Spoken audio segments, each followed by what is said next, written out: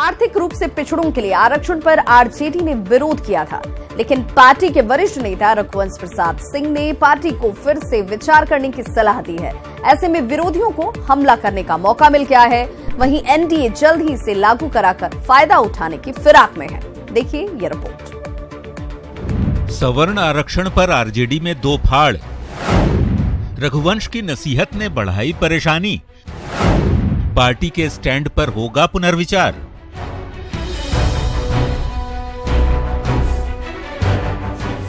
राजद के वरिष्ठ नेता रघुवंश प्रसाद सिंह अपने बेबाक राय के लिए जाने जाते हैं, लेकिन यही बेबाकी पार्टी के लिए परेशानी का सबब भी बन जाती है। सवर्ण आरक्षण को लेकर पार्टी के स्टैंड के खिलाफ रघुवंश बाबू ने मुखर बयान दे डाला है और कहा है कि पार्टी के घोषणा पत्र में गरीब सवर्णों को आरक्षण देने की बात कही गई है, लेकिन पार्टी ने जल्दबाजी में सवर्ण आरक्षण का विरोध कर दिया। रघुवंश ने दावा किया कि पार्टी इस मुद्दे पर पुनर्विचार कर रही है, क्योंकि अगर ऐसा नहीं होता है तो पार्टी आइसोलेशन में चली जाएगी। सब लोग सब विचारण हो रहा है। सब पुराना भी जो घोषणा पत्र था उसमें बाबू लालू प्रसाद 10% 15% बोलते रहे, तो उस सब पर विचारण हो रहा है। उन लोगों ने जाना नहीं, देखा नहीं, आइसोलेशन में नहीं जाना चाहिए। सब पार्टी वाला बोल उल करके सपोर्ट कर दिया, ये लोग वोट डाल दिया। तो उस वक्त गलती हुई थी पार्टी, तो उसको सब विचारण कर रहे हैं लोग। जाहिर तौर पर रघुवंश बाबू की नसीहत ने आरजेडी को सवर्ण आरक्षण के मुद्दे पर पैक फुट पर ला दिया है, जबकि एनडीए के नेता रघुवंश के बहाने राजद पर सवर्ण विरोधी होने का आरोप लगा रहे हैं और बिहार में भी जल्द सवर्ण आरक्षण लागू करने की मांग के साथ ही इस मुद्दे का फायदा उठाना भी चाहते हैं। महामहिम राष्ट्रपति जी का हस्ताक्षर हो गया, बहुत सारे स्टेट में लागू भी हो गया, परसों से ही, कल से ही लागू हुआ। तो अब इसमें समीक्षा करने से फायदा क्या बरसा जब कृषि सुखाना, जब खेती सूख गया उसके बाद बारिश होगी, उसका कोई अर्थ नहीं है। तो निश्चित रूप से मांग करते हैं कि जितना जल्दी हो बिहार में भी लागू हो। लेकिन अब तो गाड़ी आगे बढ़ चुकी है, प्लेटफार्म से निकल चुका है। अब प्लेटफार्म पर सीना पीटने से कोई फायदा होने वाला नहीं। बहरहाल मौका चुनावी है और हर राजनीतिक पार्टी बहुत ही सोच समझकर कदम उठा रही है, लेकिन ये भी इत्तेफाक ही कहा जाएगा कि 2015 के विधानसभा चुनाव में मोहन भागवत के आरक्षण की समीक्षा का बयान एनडीए को तब भारी पड़ा था, जबकि इस बार सवर्ण आरक्षण का मुद्दा एनडीए का बड़ा चुनावी हथियार बनता दिख रहा है। आनंद अमृतराज, न्यूज़ 18 पटना। रामविलास पासवान को लेकर ट्वीट करने वाले तेज प्रताप फिर से विवादों में हैं। इस बार तेज प्रताप विपक्ष के साथ ही अपनों के निशाने पर भी आ गए हैं। देखिए ये रिपोर्ट।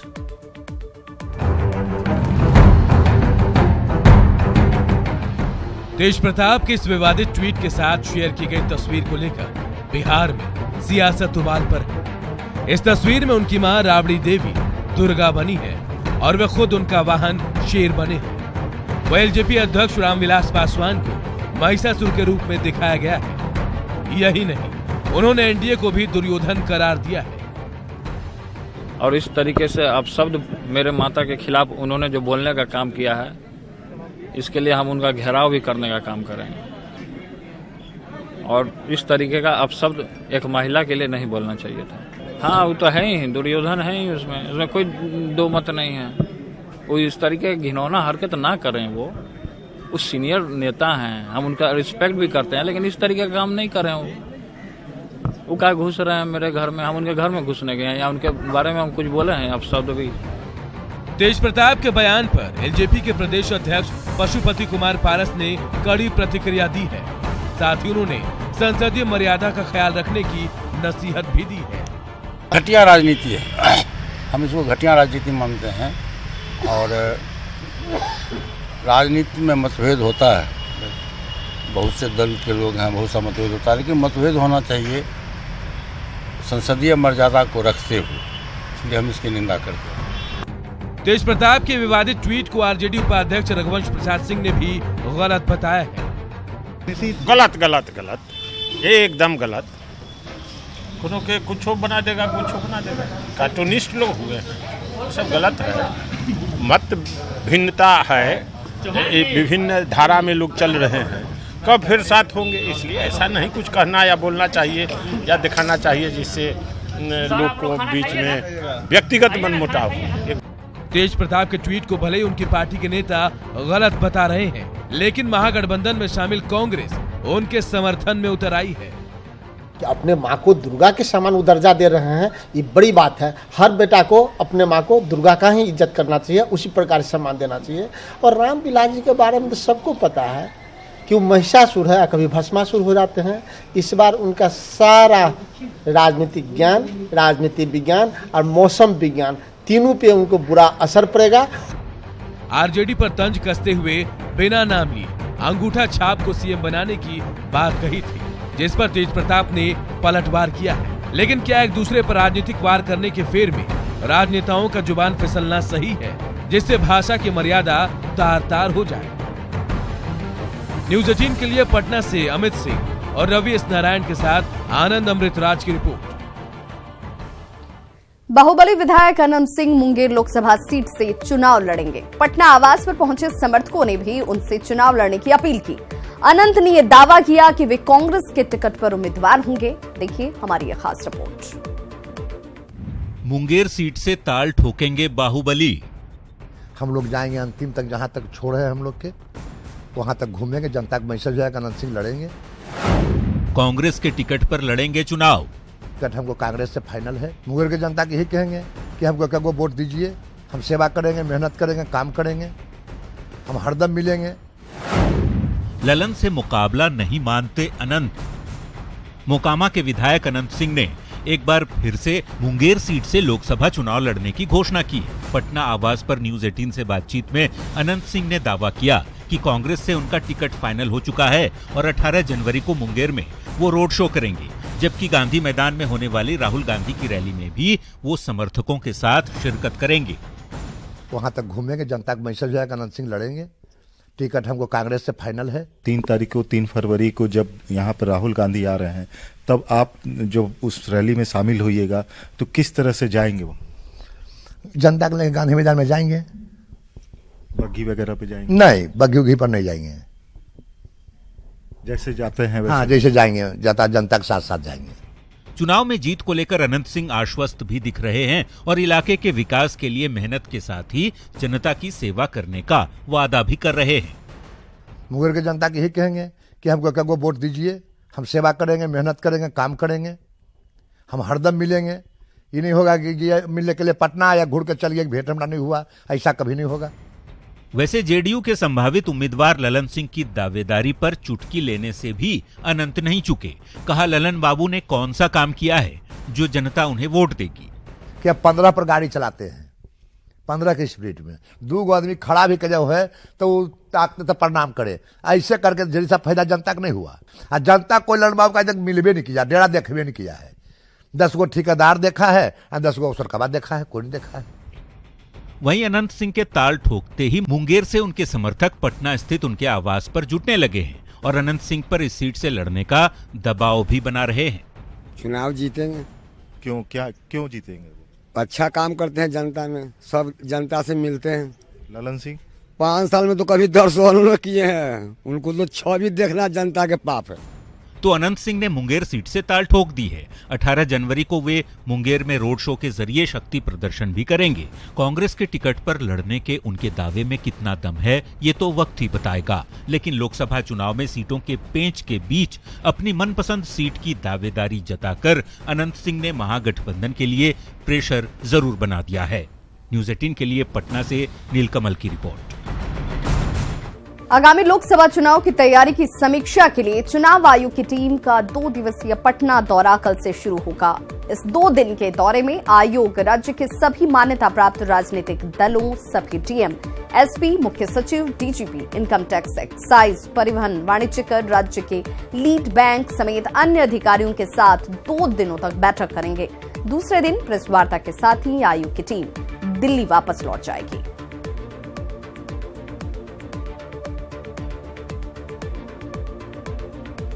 मुख्यमंत्री नीतीश कुमार आज मुंगेर दौरे पर पहुंचे, जहां सबसे पहले हवेली खड़गपुर में करोड़ों की लागत से बने पॉलिटेक्निक कॉलेज का उन्होंने उद्घाटन किया और इसके साथ ही सीएम ने यहां 12 करोड़ 15 लाख की लागत से बने टेटिया बम्बर प्रखंड कार्यालय और बरियारपुर आरओबी को भी जनता को समर्पित किया। कार्यक्रम में सीएम के साथ ही डिप्टी सीएम, उद्योग मंत्री जय कुमार सिंह, पथ निर्माण मंत्री नंद किशोर यादव और जल संसाधन मंत्री ललन सिंह भी मौजूद रहे। तो 600 से ज्यादा सीट है, तो लड़कियों का तो कम से कम 200-250 का हॉस्टल बनवाइए। लड़की का अभी का जो हॉस्टल है उसके बगल में हॉस्टल बनवा दीजिए, ताकि एक लड़की को बाहर रहने की नौबत नहीं आए। और लड़कों का भी 300 का है, उसका भी स्ट्रेंथ कम से कम 100 बढ़ा दीजिए, ताकि पॉलिटेक्निक में कोई पढ़े, लड़का हो या लड़की, उसको कैंपस के बाहर रहने की जरूरत न पड़े, कैंपस में रहे। और पॉलिटेक्निक के जितने टीचर्स हैं, पॉलिटेक्निक के जितने टेक्निकल एक्सपर्ट्स हैं, जितने अन्य कर्मचारी हैं, सबके रहने का इंतजाम भी कैंपस में कराइए, कोई बाहर न जाए। तो जिन लोगों ने 15 साल बिहार में राज किया, एक नया पॉलिटेक्निक नहीं खोल पाए, एक नया इंजीनियरिंग कॉलेज नहीं खोल पाए, उल्टे जो इंजीनियरिंग कॉलेज चल रहे थे उनको भी उन्होंने बंद करने का काम किया। ये तो हम लोग की सरकार थी कि केवल हम लोगों ने 3 इंजीनियरिंग कॉलेज को चालू ही नहीं किया, बल्कि जब सरकार ने तय किया कि हर एक जिले में एक इंजीनियरिंग कॉलेज खोलेंगे। डीजीपी नियुक्ति याचिका पर राज्यों को सुप्रीम कोर्ट से बड़ा झटका लगा है। सुप्रीम कोर्ट ने राज्यों की याचिका को खारिज कर दिया है। डीजीपी नियुक्ति के लिए राज्यों के लिए याचिका दायर की गई थी, जिसमें स्टेट इंटरनल कमेटी बनाकर डीजीपी नियुक्ति की मांग की गई थी। सुप्रीम कोर्ट ने याचिका को खारिज करते हुए कहा कि नियम के मुताबिक नियुक्ति की सूची जारी करने का अधिकार यूपीएससी के पास है।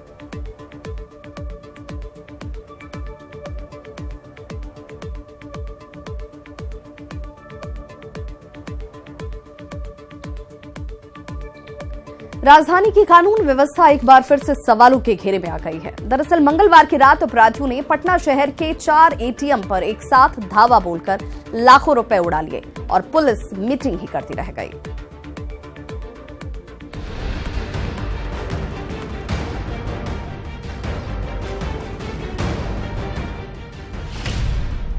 भगवान भरोसे राजधानी की सुरक्षा, पटना पुलिस की पेट्रोलिंग पर सवाल, क्राइम मीटिंग के बीच एटीएम पर डाका। जी हां, मंगलवार की रात अपराधियों ने पटना में ऐसा आतंक मचाया जिसकी कल्पना शायद पटना पुलिस ने भी नहीं की होगी। एसएसपी अपने दफ्तर में सभी थानेदारों, डीएसपी और एसपी के साथ बैठक कर रही थी। मसला था राजधानी की कानून व्यवस्था को कैसे दुरुस्त किया जाए। लेकिन तभी अपराधी गैस कटर से राजधानी के कई एटीएम पर हाथ साफ कर रहे थे और लाखों रुपये उड़ा लिए। एसबीआई शाहगंज एटीएम से 5 लाख, एसबीआई मुसल्लहपुर एटीएम से 10 लाख रुपए, कैनरा बैंक सैदपुर एटीएम से 10 लाख और एसबीआई जक्कनपुर एटीएम से 6 लाख रुपए लूट लिए गए। ये हाल तब है जब पटना की मौजूदा एसएसपी ने अपनी पहली क्राइम कंट्रोल मीटिंग में अपराध रोकने के लिए पुलिस कर्मियों को गुरु मंत्र दिया था। दोबारा जो है प्रिवेंटिव और डिटेक्टिव एस्पेक्ट्स जो है पुलिसिंग के, उस पे एम्फसाइज किया है और प्रिवेंशन ऑफ क्राइम जो है उसके लिए आसूचना संकलन अपराध कर्मियों के विरुद्ध, जिससे अपराध की कोई घटना घटित होने से पहले ही कार्रवाई की जा सके। एसएसपी की सीख को थानाध्यक्ष कैसे मान रहे हैं ये समझना मुश्किल नहीं, खासकर 4 एटीएम के काटे जाने के बाद। लेकिन इस घटना के बाद डीजीपी का ये लेटर बम याद आ रहा है, जिसे उन्होंने अपने मातहतों को लिखा था। सभी एसपी को लिखे खत में डीजीपी ने कहा था कि बिहार में थाना स्तर पर पेट्रोलिंग सही ढंग से नहीं होती। ऐसे में एटीएम के अपराधियों ने कहीं न कहीं डीजीपी के दर्द को सही साबित किया है। संजय कुमार, न्यूज़ 18 पटना। सरकारी अस्पतालों की हालत किसी से छिपी नहीं है, लेकिन कड़ाके की सर्दी में यदि मरीजों को बेडशीट ना मिले और हॉस्पिटल के बेड पर कुत्तों का कब्जा हो तो इससे फिर आप क्या कहेंगे? जी हां, नवादा सदर अस्पताल की तस्वीरों को देखिए और समझिए कि आखिर स्वास्थ्य सेवा बेपटरी क्यों है। मरीजों के लिए बेडशीट नहीं, कुत्तों को बेड। सर्दी में कुत्तों का आशियाना बना अस्पताल। हॉस्पिटल में कुत्तों के चलते रोगियों की शामत। आमतौर पर सरकारी अस्पतालों में कुव्यवस्था सुर्खियां बनती हैं, लेकिन यहाँ तो कुत्तों की व्यवस्था इतनी मुकम्मल कि सर्द मौसम में मानो आवारा कुत्तों का ऐशगाह बन गया नवादा का सदर अस्पताल। तस्वीरें देखिए, अस्पताल के इमरजेंसी वार्ड का ये नजारा है। कुछ बिस्तर पर मरीज तो हैं, लेकिन ठीक बगल वाले बेड पर देखिए कैसे ये कुत्ते आराम फरमा रहे हैं। मरीजों की शिकायत है कि उन्हें बेडशीट नसीब नहीं हो रही, लेकिन अस्पताल के बेड पर कुत्तों का कब्जा है। यहाँ सदर अस्पताल आए हुए हैं, इस कारण से देखिए हम लोग इस स्थिति में रह रहा हूँ। कुत्ते के लिए देखिए बेडशीट है, हम लोग रहते ये बेडशीट खोजने के लिए तो बोले कि बेडशीट खत्म हो चुका है। सब भोगता है, फिर इधर उधर घूमते रहता है, इधर से निकल जाता है, उधर बाहर हो जाता है। तो मान के चलिए देखिए कुत्ता का हाल क्या है, हम लोग का हाल क्या है। कुत्ता को बेडशीट मिलता है, हम लोग को बेडशीट नहीं है। जहां मरीजों का स्वच्छ और शुद्ध माहौल में इलाज होना चाहिए था, वहां इन कुत्तों से फैलने वाले रोग को भी अस्पताल प्रबंधन अनदेखा कर रहा है। ये हाल तब है जब करोड़ों अरबों की राशि स्वास्थ्य सेवा के नाम पर प्रदेश की सरकार खर्च करती है, लेकिन सुविधा के नाम पर मरीजों से खिलवाड़ करने की इजाजत विभाग को किसने दी, इसका जवाब अस्पताल प्रबंधन के पास नहीं। अनिल विशाल, न्यूज़ 18 नवादा। समस्तीपुर में सैकड़ों की तादाद में कौवे की मौत से इलाके में हड़कंप मच गया है। लोगों को कौवे की मौत के बाद बर्ड फ्लू का डर सताने लगा है। चीनी मिल परिसर और नीमगली इलाके में बीते हफ्तों की अगर बात की जाए तो लगातार कौवों की मौत की खबरें सामने हैं। लोगों की मांग के बाद पशुपालन विभाग ने जांच के लिए सैंपल को ओडिशा भेजा है। वहीं गया के प्रभावित अस्पताल परिसर में दर्जनों कौवों की मौत हो गई है, जिससे इलाके में बर्ड फ्लू को लेकर लोग डरे सहमे हुए हैं। वहीं पशुपालन विभाग का यह मानना है कि कौवों की मौत बर्ड फ्लू से नहीं, ठंड की वजह से हुई है। हालांकि अधिकारियों ने जांच के लिए सैंपल भेजा है। यहाँ आकर के हमने जांच किया, देखा कौवों की मौत हुई है और ऐसा करीब करीब अन्य जिलों से भी खबर आ रही है कौवों के मरने के संबंध में, लेकिन प्रारंभिक जांच के संबंध में जो हमने देखा वो बर्ड फ्लू की आशंका से मौत नहीं है, क्योंकि बर्ड फ्लू से जो मौत होती है कौवों की या अन्य पक्षियों की, उसमें नाक, मुंह और आँख से पानी निकलता है, सर और ये सर का भाग फूल जाता है और पंख झड़ने लगते हैं।